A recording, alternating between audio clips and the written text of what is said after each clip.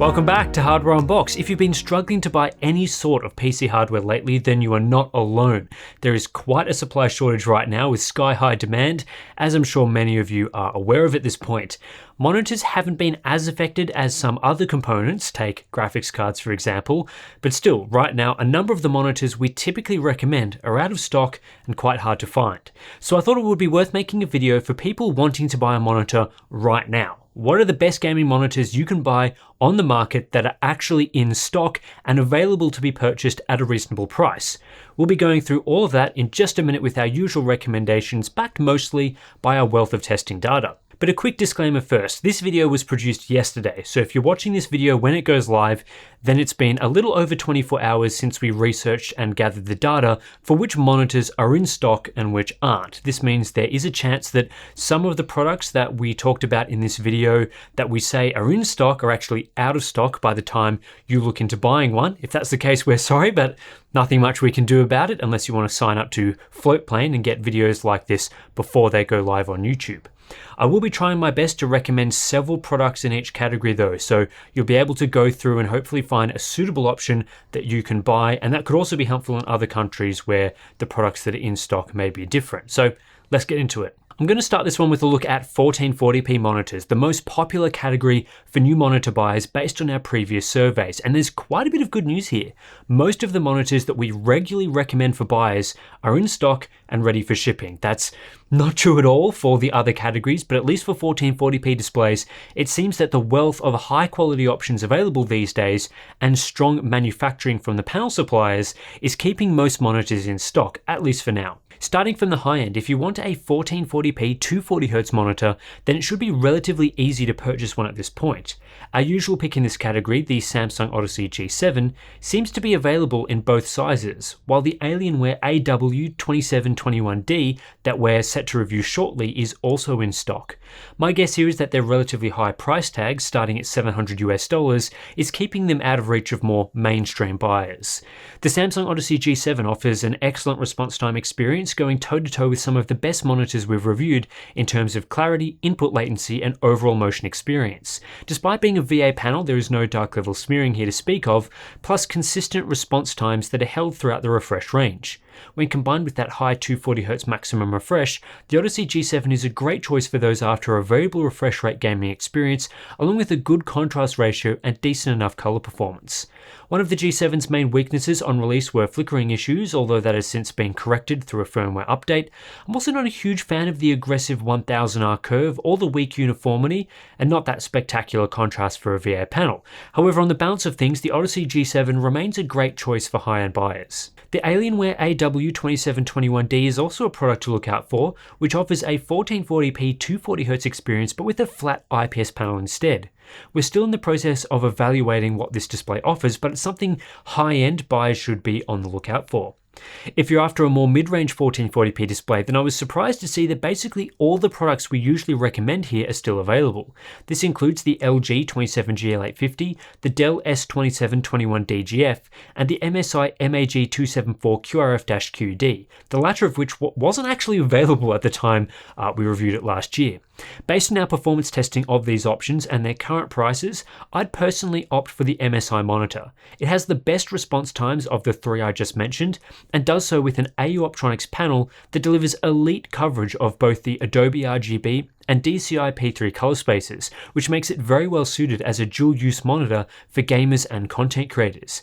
As it uses AU Optronics technology instead of LG's Nano IPS found on the Dell and LG options, it maintains a higher contrast ratio too, with similar viewing angles.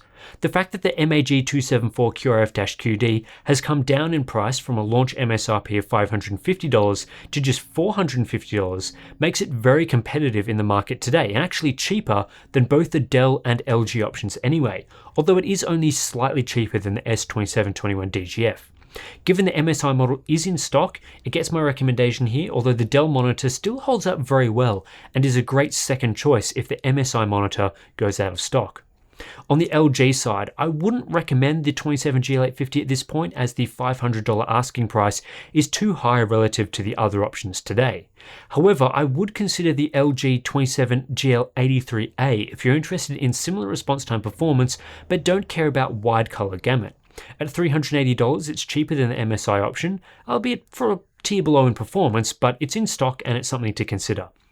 In the entry-level 1440p market, I would also still be considering IPS monitors, given that there are some great buys available today for around the $300 mark. The monitor I've been most impressed with in this market over the last 6 months has been the Gigabyte M27Q, which I would easily recommend for $330 given the performance and features it offers. The M27Q isn't a perfect display in that response time performance isn't as good as some of the other more premium monitors that I've been talking about, but what it does offer is a 5 millisecond average response time across the refresh range, which is only 1 to 2 milliseconds slower than the best 144 to 165 Hz displays on the market. Given that this option also pushes up to 170 Hz, packs a wide color gamut, height adjustable stand and a KVM, I think Gigabyte have hit the nail on the head from a value perspective. The main downside here is a BGR subpixel array, which should be fine for most Windows users if you're on the ClearType utility, but isn't as compatible with other devices that are expecting the more common RGB array. If the M27Q slips out of stock, there are several other options I'd be considering right now. The Gigabyte G27Q is similar to the M27Q, but uses a slightly different IPS panel and doesn't feature the built-in KVM. It is, however, 9% cheaper than the M27Q, so something worth considering on a tighter budget, although generally I would opt for the M27Q instead.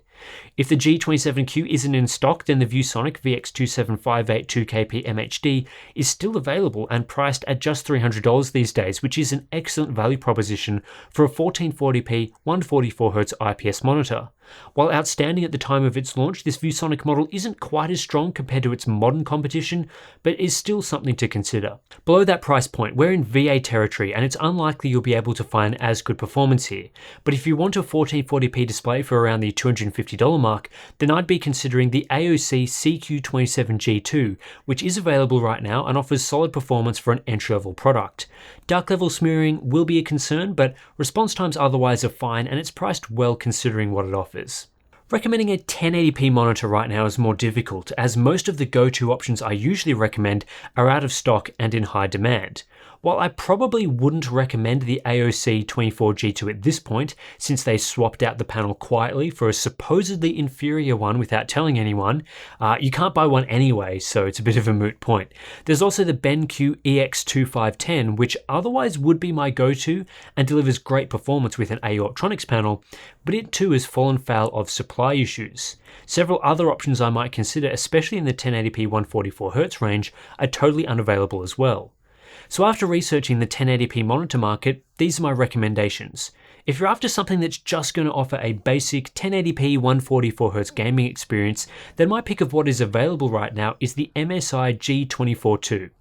My understanding is that this display uses the same panel as found in the AOC 24G2, a 23.8-inch IPS unit from Panda/BOE, which based on our performance testing is quite solid. There's a bit of uncertainty here around exactly how it will perform, given each OEM likes to tweak the overdrive settings to their liking. However, what I'd be expecting in general is a classic 5 millisecond response time experience, which is pretty good for this sort of panel. MSI's option also offers a wide color gamut, adaptive sync support, 250 nits brightness and a 1000:1 contrast ratio, so all the same baseline specs as the 24G2.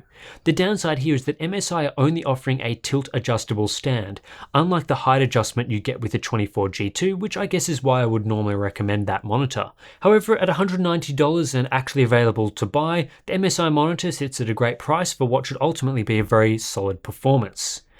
Another option, particularly for those in the US, is the Pixio PX248 Prime S, a brand new monitor from Pixio that offers a 1080p 165Hz IPS panel, 24 inches in size for just $180 US. This is another monitor I have but have yet to put through the paces on our test bench, but I wouldn't expect anything too different to other monitors in this class that use either the Panda or AUO panel options. I've been quite impressed with Pixio monitors in the past, so definitely one to consider. If you're after a 27-inch 1080p monitor, a category I don't normally recommend due to the pixel density issue, then I'd look at the Gigabyte G27F, which is quite similar to the options I've just been discussing, just in a larger format at $220, which is a great price. Again, these are some of the very few half-decent looking 1080p monitors that are actually in stock and available right now, so quite a small collection to choose from. In the 1080p 240Hz market, it also seems like demand is high and/or supply is low, as a lot of products are currently unavailable. But one option that we have reviewed and that I was impressed with is the Asus Tough Gaming VG259QM and its larger brother, the VG279QM. These displays go up to a 280Hz refresh rate, use IPS technology, and in my testing delivered excellent response time numbers from the AU Optronics panel.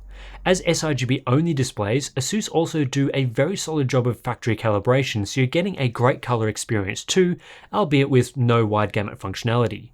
Both sizes, 24 and 27 inches, are currently in stock at prices that I think are quite reasonable and lower than their launch pricing. The VG259QM is clearly the better buy here at just $320, although the 27-incher is also available for $400. In the ultrawide market, once again, a lot of the options I'd normally recommend here are unavailable. The Gigabyte G34WQC is probably the go-to choice right now, but has been extremely popular since release and currently sits out of stock at all major retailers. Higher end models have fared the same fate as well, including the LG 34GN850 that we've reviewed last year and found to perform very well. The good news is that while the G34WQC is out of stock, there are several other options available at a similar price point that use the same 3440x1440 144Hz VA panel from Samsung. While not all models will perform identically as they will all use variations of the overdrive algorithm, I've tested this range of Samsung panels several times now, and the basic performance characteristics are always roughly the same. Based on my test data, the monitor I'd recommend in place of the G34WQC is the Viotech GNV34DBE. For the same $400 US price, you're getting the same panel, just from a different OEM that has packaged it differently. Personally, I don't think the Viotech model is as versatile in terms of height adjustability or built-in features, but as an entry-level to mid-range ultra-wide, I'd pick this at its lower price over more expensive contenders that offer a largely similar experience in the AOC CU34G2X and Nixius NX EDG34S. Both of those options are over $500 right now and harder to come by, which just doesn't make sense when this Viotech is available for more than $100 less. Generally speaking, these Samsung VA panels deliver a 6 to 9 millisecond average response time experience depending on the overdrive level, which is fine for the price point these are coming in at. You also will see some dark level smearing, a common problem with VA panels. However, these sorts of monitors are great for gaming in a dark room thanks to a high contrast ratio of around 3000 to 1. I've generally found the color performance to be decent as well, plus I feel the 1500R curve does assist with gaming on a 21:9 aspect ratio display of this size. Another option I'd consider if it's available in your region is the Xiaomi Mi Curve 34. These are still available in Australia and other regions, and often you can get them at a very competitive price, particularly as the Viotech model may not be available. Again, expect an entry-level to mid-range experience, which is what we discovered in our review, but that's hard to beat at this price range. For the IPS fans out there, there aren't a ton of options right now, but here's a few to consider. In the entry-level range, the Acer Nitro XV340CK might be one to look at, which is priced at $450. It's a bit of an oddball with a flat panel, and it's one I do want to review at some point. However, we haven't tested it yet or anything like it, so my recommendation in this video does come with that sort of caveat. In the higher end range, with the LG 34GN850 sold out, there isn't a lot that I would recommend buying right now, at least for 3440x1440 buyers. The 34GK950F, the prior model to the 34GN850, is still available, but for $900 I don't think it's a compelling buy, as the 34GN850 is better and should be the same price. I'd only consider the 34GK950F if you were desperate. There are also 3840x1600 monitors to consider, like the Alienware AW3821DW and super ultrawides like the Samsung Odyssey G9, although both being higher end products are unlikely to suffer as much stock volatility. And finally, we come to 4K monitors. Unfortunately, if you are interested in a 4K display right now, at least one with a high refresh rate suitable for modern gaming, you are totally out of luck. all of the options that I'd personally consider at this point, and there aren't many of them, they're all out of stock. My first choice, the LG 27GN950, is totally unavailable, and my backup in the Nixius NX EDG 274K is also quite hard to come by and not as good value as the 27GN950 when it is available. Beyond that, there is a serious lack of high quality 4K 144Hz high refresh rate options on the market at a suitable price point. Older models like the Acer XB273K don't support display stream compression, so they are unable to hit 144Hz over a single DisplayPort cable. The Viotech GFI 27QXA is available but did not perform well in our review and should be avoided. The Asus XG27UQ is another 4K monitor that is available right now, does support 4K 144Hz with DSC, but is priced at well over $1,000, which in my opinion is poor value.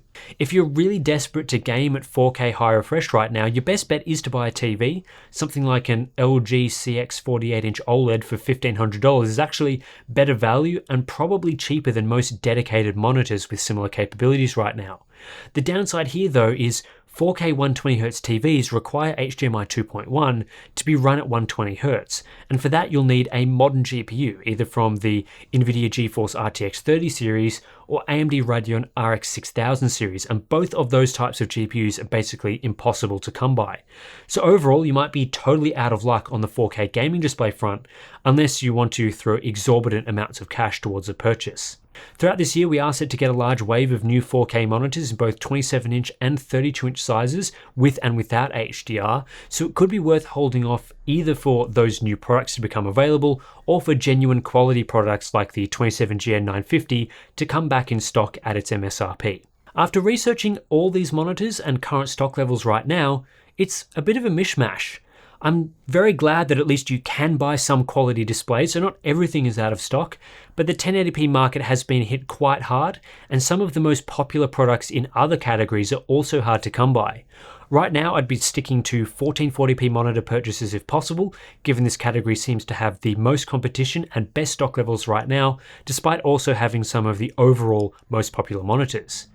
If you're after a monitor that is out of stock, say a Gigabyte G34WQC or LG 27GN950, it is somewhat of a better situation in the GPU market in that you won't need to have your finger on the trigger for the second they go in stock. Many retailers are currently accepting back orders for out of stock monitors or have listed them for sale with a date several weeks or months into the future. So that gives you some clarity on when you may get the monitor in your hands, unlike the uncertainty with some other PC components. And it seems that monitor production remains fairly consistent, so products that are out of stock now should come back in stock over time at a fairly consistent rate. Anyway, that's it for this, I guess, roundup of monitors that you can actually buy at this point in 2021. Weird times we're currently facing where we have to make videos like this, but hopefully it does improve into the future. In a couple of days, you will see some updates from us from our monitor testing. You'll see a video that goes through all of our improvements that we're making to our monitor test suite for 2021, which will kick off some of the reviews that we're planning to do shortly, like the Alienware monitor we talked about earlier in this review and several others. So stay tuned for that. Lots of exciting monitor testing stuff coming up on the channel soon. If you're interested in supporting us, of course, Patreon, Floatplane, both of those are in the description below, links to, that is, if you're interested in supporting us. And that's it. Thanks for watching. I'll catch you in the next one.